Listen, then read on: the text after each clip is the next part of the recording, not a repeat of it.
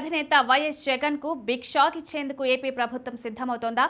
మద్యం స్కామ్ తొలి ఛార్జ్ షీట్లో పేరు ప్రస్తావించి వదిలేసిన సిట్ ఇప్పుడు రెండో ఛార్జ్ షీట్లో ఆయన్ను నిందితుడిగా చేర్చేందుకు సిద్ధమవుతుందా?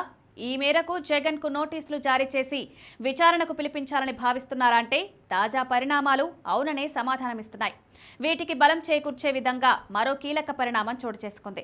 రాష్ట్రంలో గత వైసీపీ ప్రభుత్వ హయాంలో జరిగిందని చెప్తున్న 3,500 కోట్ల రూపాయల మద్యం స్కామ్లో అంతిమ లబ్ధిదారుగా సిట్ భావిస్తున్న వైసీపీ అధినేత వైఎస్ జగన్ కు సమన్లు జారీ చేసేందుకు సిట్ సిద్ధమవుతున్నట్లు తెలుస్తోంది.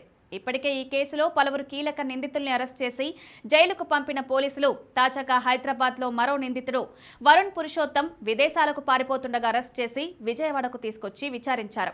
వరుణ్ పురుషోత్తం ఇచ్చిన సమాచారం ఆధారంగానే నిన్న హైదరాబాద్ శివారులోని ఓ ఫామ్ హౌస్ లో 11 కోట్లు పట్టుకున్న సిట్ అధికారులు ఈ మొత్తం మద్యం కేసులో ప్రధాన నిందితుడు రాజ్ కేసిరెడ్డికి చెందినదేనని లీకులిచ్చారు. అయితే దీనిపై అభ్యంతరం వ్యక్తం చేస్తూ ఆయన ఏసీబీ కోర్టులో అఫిడవిట్ దాఖలు చేశారు. ఈ డబ్బులతో తనకు ఎలాంటి సంబంధం లేదని, తన బెయిల్ను అడ్డుకునేందుకే ఇలా సిట్ కుట్రలు చేస్తోందని ఆరోపించారు. ఈ నేపథ్యంలో తాజా పరిణామాలపై చర్చించేందుకు సిట్ చీఫ్ రాజశేఖర్ బాబు మంగళగిరిలోని డీజీపీ కార్యాలయానికి వచ్చారు. డీజీపీ హరీష్ గుప్తాకు మద్యం స్కామ్పై తాజా వివరాల్ని ఆయన అందిస్తున్నారు. అదే సమయంలో 11 కోట్ల వ్యవహారంతో పాటు జగన్ కు సమన్లు జారీ చేసే అంశంపైన చర్చించినట్లు తెలుస్తోంది. జగన్ కు సమన్లు జారీ చేస్తే తలెత్తే పరిణామాలతో పాటు తీసుకోవాల్సిన జాగ్రత్తలపైన వీరు చర్చిస్తున్నట్లు సమాచారం.